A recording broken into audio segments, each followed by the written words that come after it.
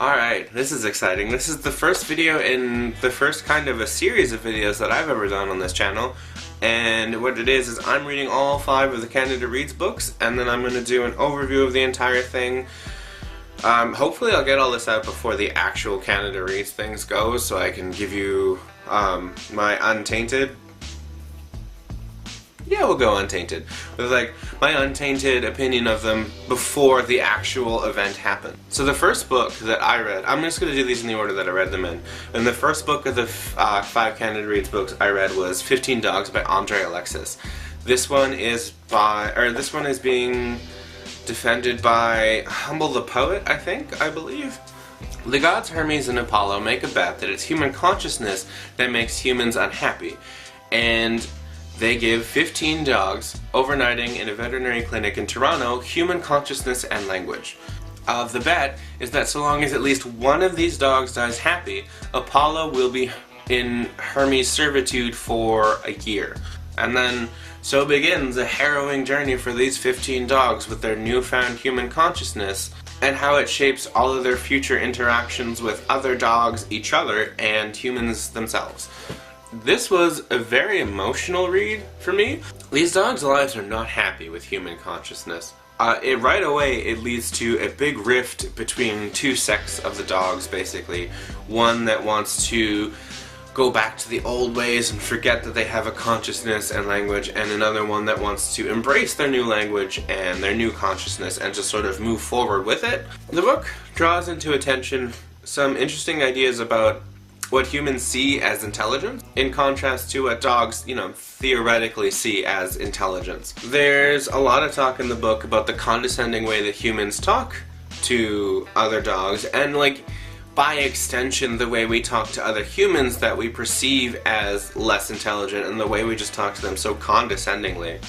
It makes me feel bad, and after reading this book, I went home and I looked at our dog, my roommates and I, we have kind of like a house dog sort of thing, and I looked at him and I saw him so differently after I read this book. I was like, do you have thoughts? What are your thoughts? Tell me what you want. And then he just sniffed my butt and just walked away. So I mean, I don't know if that was an appreciative sign that I was thinking about his thoughts, or if he just liked the smell of my butt.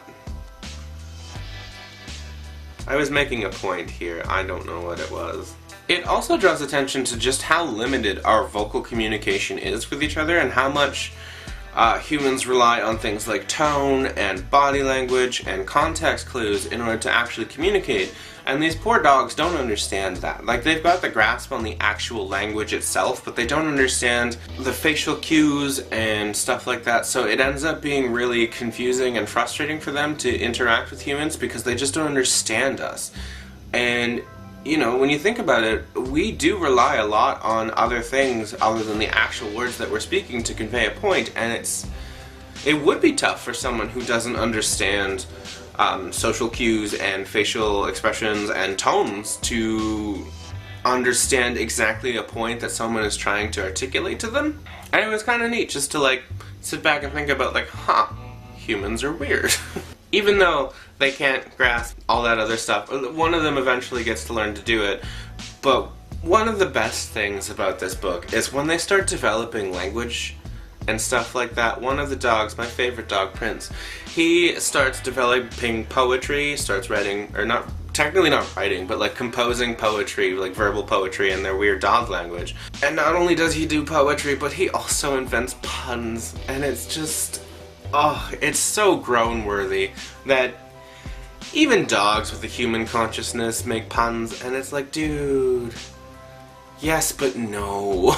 And as with the main idea of this story being the dogs dying happy, there's some interesting talk about what it means to have a happy life, and the difference between having a happy life and dying happily kind of thing. And it was really heart-wrenching because there's 15 dogs and it's about them dying. So you see 15 dogs die throughout the course of this book, and some of them get more development than others. But it's hard nonetheless to read about any of these dogs passing away, and it hurt my feelings. It hurt me deep. I cried a lot when I finish this book. But that's kind of all that I have to say about this one. I gave this one 5 out of 5 stars on Goodreads. I'm not going to tell you which one is my favorite because I haven't finished them all, and that's also an entirely different video. But this one is a really good one. If you're interested in it, I would suggest picking it up. I would suggest picking up most of these books, if not all of them. But this is it for this one. So the next video in this series is going to be The Break by Catherine Vermette. If you enjoyed this video, subscribe to my channel, and also subscribe so you get to see the rest of these videos come out when they do.